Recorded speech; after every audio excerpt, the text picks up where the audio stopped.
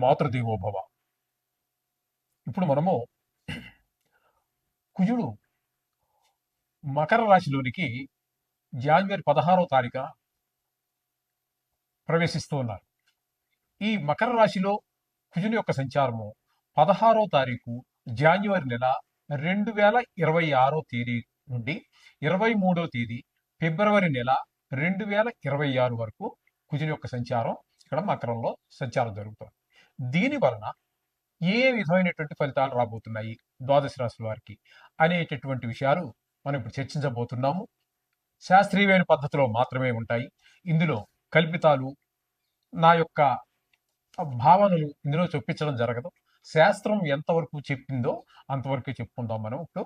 అయితే మొదటగా కుజుని యొక్క స్వభావం ఏ విధంగా ఉంటుంది అనేటువంటిది తెలుసుకుందాం. ఆయన దేవసేనాని. దేవసేనాని అన్నప్పుడు సేనాని అనే ఆయన కొంచెం సీరియస్ గానే అందరి మీద ఉంటూ ఉంటాడు. కొంచెం ఆగ్రహంగా, కోపంగా ఉంటూ ఉండాలి. అందరి మీద భుజం మీద చేసి ఫ్రెండ్లీగా ఉన్నట్టయితే నాయకుడు అనేటటువంటి వాడికి అతని కింద ఉన్నటువంటి వాళ్ళు సబార్డినేట్స్ వాళ్ళు ఎవరు కూడా భయపడరు. వాళ్ళు సీరియస్ గానే ఉండాలి, ఎప్పుడు కోపంగానే ఉండాలి, తగినంతే మాట్లాడాలి. అంటే అనవసరమైన కోపం అని కాదు, కోపంగా ఉండాలి అంటే మొహం చూస్తూనే ఒక భయము, భక్తి రెండూ ఏర్పడే విధంగా ఉండాలి. ఆ విధమైన లక్షణాలన్నీ కూడా మనకి ఇక్కడ కుజుల్లో కనిపిస్తూ ఉంటాయి. దేవసేనాని కాబట్టి, దుష్ట శిక్షణ చేయాలి కాబట్టి ఆయన కొంచెం కోపం ఉండాలి, అంతే. అది ఆ విధమైనటువంటి పరిస్థితి అంతా కూడా కుజుడితో ఉంటుంది. ఇంకా ఆయన అన్నదమ్ముల విషయాల గురించి కూడా చాలా శ్రద్ధ తీసుకుంటూ ఉంటారు. అంటే ఆయన అన్నదమ్ములని కాదు, ఆయన మన జాతకంలో ఎక్కడున్నారో దాన్ని బట్టి, మన జాతకంలో ఉన్న దాన్ని బట్టి ఆ మనిషికి అన్నదమ్ములతోటి సో సౌఖ్యంగా, అదే అన్నదమ్ములతో సఖ్యంగా ఉండడం జరుగుతుందా, విరోధంగా ఉండడం జరుగుతుందా అనేది తెలుసుకోవచ్చు. అలాగే భూమికి సంబంధించి, భూమిపుత్రుడు కాబట్టి ఆయన భూమిపుత్రుడు అంటారు కాబట్టి ఆయన అతనికి భూమి అనేటటువంటి ఐశ్వర్యాలు అది కూడా ఒకటి. ఆ భూమి, ఇల్లు ఇవన్నీ కూడా ఉంటాయా లేదా అనే విషయాలు కూడా దాని ద్వారా తెలుసుకోవచ్చు. అలాగే యుద్ధం, ఎవరితో మాట్లాడినా చిన్న మాట అవతల మనిషి తప్పుగా మాట్లాడినా వెంటనే కోపం వచ్చేస్తూ ఉంటుంది, యుద్ధానికి సిద్ధపడిపోతూ ఉంటాడు. మామూలు మనుషులతోటే కాదండి, నవగ్రహాల్లో కూడా వేరే, అంటే రవితోటి, గురువుతోటి, ఆయన మిత్రులైన గ్రహాలు అయినటువంటి చంద్రుడితోటి, ఈ గ్రహాలతో వదిలిపెడితే మిగతా వారితో కూడా గ్రహ యుద్ధం చేస్తూ ఉంటాడు. మామూలుగా మన జాతకంలో మనం బాగాలేదనుకోండి, మనం కూడా ఇంచుమించుగా అదే పరిస్థితి ఉంటూ ఉంటుంది అనమాట.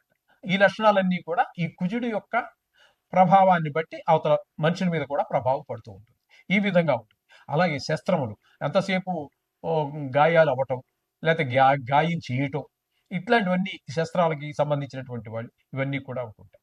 సహజంగానే వీళ్ళకు ఉన్నటువంటి లక్షణాలను బట్టి మనం చూసుకున్నట్టయితే వీరు ఎక్కువగా మిలిటరీలో ఆఫీసర్స్గా, లేకపోతే సైన్యంగా, అట్లు దాన్ని బట్టి వాళ్ళ యొక్క చదువును బట్టి మొత్తం మీద వీళ్ళు రాణించేటటువంటిది ఎక్కువగా మిలిటరీకి సంబంధించి దేశాన్ని కాపాడటం, ఇట్లాంటి వాటిలోనే వారి యొక్క ప్రతిభ బయటపడుతూ ఉంటుంది. వారు ఎక్కువగా మిలిటరీలో కనుక తీసుకున్నట్టయితే, మనం ప్రయత్నం చేసి అక్కడ వాళ్ళ యొక్క జన్మ డేట్ ఆఫ్ బర్త్ అవి తీసుకున్నట్టయితే మనం పరిశీలిస్తే వాళ్ళే 100కి 90 మంది పైన ఈ కుజుని యొక్క ప్రభావంతో ఉన్న వాళ్ళే ఉంటారు అక్కడ మీకు.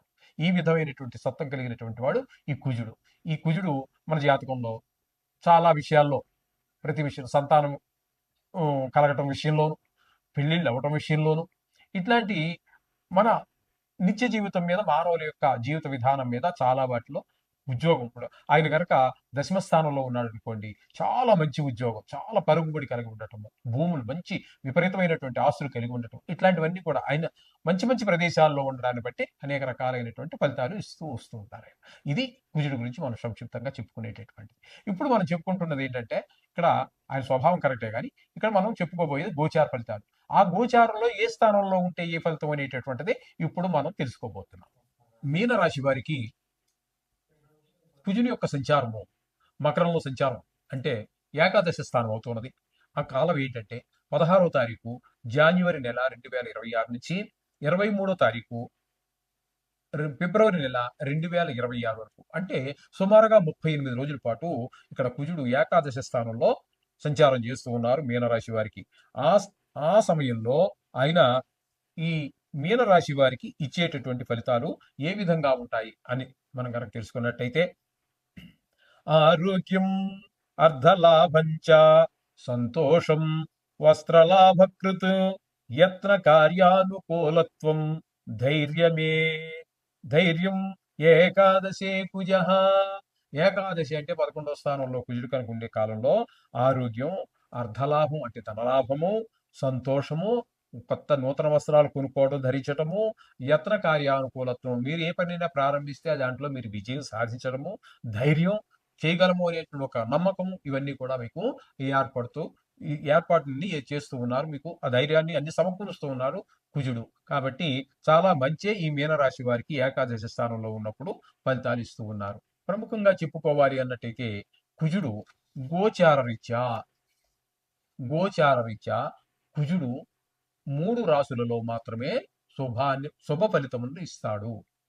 3 రాసుల్లోనే ఉండేవి 12 రాసులు. ఈ 12 రాసుల్లో 3 రాసుల్లో మాత్రమే ఆయన మంచి ఫలితాలను ఇస్తారు ఆయన. ఎవరెవరికి అన్నట్టయితే మూడవ రాశి. మూడవ రాశిలో ఎవరికి ఉన్నారు ఇక్కడ మనం చెప్పుకోవాలంటే, మూడవ రాశిలో అంటే మనకి మూడవ రాశి అన్నట్టయితే వృశ్చికం. వృశ్చిక రాశి వారికి 3వ స్థానం అవుతోంది. కాబట్టి వృశ్చిక రాశి వారికి చాలా మంచి చేస్తారు. అలాగే 11వ స్థానంలో కుజుడు ఉన్నట్టయితే 11వ రాశి ఎవరికి వచ్చింది? మనం చెప్పుకున్న వాటిల్లో మీనరాశికి వచ్చింది. మీనరాశికి కుజుడు 11వ స్థానంలో సంచారం చేస్తున్నారు కాబట్టి మీనానికి, అలాగే వృశ్చికానికి, అలాగే మనకి ఇంకోటి సింహానికి. సింహాన్ని అంటే 6వ స్థానంలో సంచారం చేస్తున్నాడు. 3, 6, 11 రాసులు అంటే వారికి మాత్రము కుజుడు పూర్తి శుభ ఫలితాలన్నీ కూడా అందజేస్తూ ఉన్నాడు. 3వ స్థానంలో ఉన్నప్పుడు మనం ఇందాక చెప్పుకున్నాము, మరొకసారి చెప్పుకునే ప్రయత్నం చేద్దాం. సోదరులు, ఇంట్లో మంచి మంచి సేవకులు, వీళ్ళందరూ మన సహాయ సహకారాలు అందించడం, మనం ఉద్యోగం చేసే దగ్గర, వ్యాపారం చేసే అందరూ మంచి సహాయ సహకారాలు అందిస్తూ ఉంటారు. ఆ విధంగా 3వ స్థానం వారికి, 6వ స్థానం వారికి మంచి అంటే ఆరోగ్యం బాగుంటుంది, అప్పు కావాలంటే పుడుతుంది, అప్పులు తీర్చేయగలుగుతాం. ఇట్లాంటి శుభ ఫలితాలన్నీ కూడా మనకి కలహాలు, మంచి పేరు, శత్రువులుగా ఉన్న వాళ్ళు కూడా మిత్రులుగా మాట్లాడాలంటే మంచి ఫలితాలు ఇస్తారు. అట్లాగే ఏకాదశ స్థానంలో ఉన్న వారికి ధన లాభాన్ని బాగా చేకూరుస్తారు ఆయన. ఏదైనా పని చేసినప్పుడు అందులో మీ నైపుణ్యం కూడా బయటపడుతుంది. ఈ విధమైనటువంటి 3 రాసులకి మాత్రమే మీకు మంచి ఫలితాలు ఇవ్వబోతున్నారు. అవి ఏంటంటే ఒకసారి మరోసారి చెప్పుకుందాం. సింహరాశి వారికి, అలాగే వృశ్చిక రాశి వారికి, మీనరాశి వారికి 3 రాశులు మాత్రమే. మిగతా వారన్నిటికీ కూడా ఈయన ఏ విధమైన శుభ ఫలితాలు ఇవ్వజాలరు. కాబట్టి వీరందరూ కూడా రోజు మనం 2-3 సంవత్సరాల నుంచి మనం చెప్పుకుంటూనే ఉన్నాము. కాబట్టి ఈ నవగ్రహ ప్రార్థన చేసుకోండి. ఇందులో గాయాలు అని గాని దెబ్బలు తాకే అవకాశం ఎక్కువగా ఉన్నట్టయితే కూడా, ఎక్కడైతే మనం చెప్పుకున్నాం కదండి ఇప్పుడు, వాటి ఎవరు విన్నారు కదా మీరు, వారందరూ మాత్రం కవచాన్ని, కుజ కవచం అని వస్తుంది. మీరు గూగుల్‌లో వెతుక్కోవచ్చు. లేదా పుస్తకాల షాపుల్లో కూడా నవగ్రహాలకు సంబంధించినటువంటి పుస్తకాలు అమ్ముతారు కదా! వాటిలో కవచం అని అడగండి. వారు ఇస్తారు షాప్ వారు. అవి కవచాన్ని చదువుకోవడం ద్వారా, కవచం అంటే శరీరాన్ని మనకి గాయాల నుంచి, రోగాల నుంచి, కేవలం గాయాలే కాదండి, రోగాల నుంచి కూడా కాపాడుతూ ఉంటుంది. ఈ విధమైనటువంటి అన్నిటిని రక్షించాలంటే కవచం చాలా బాగా ఉపయోగపడుతుంది మనందరికీ కూడా. కుజుడు అనుగ్రహం లేనటువంటి వారికి, అనుగ్రహం ఉన్న వారికి కవచం అవసరం లేదు. వారికి అవసరం వచ్చినప్పుడు అప్పుడు చదువుకోవచ్చు.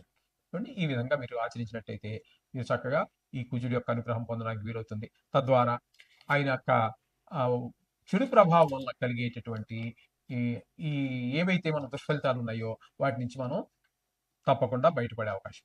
శుభం భూయాత్.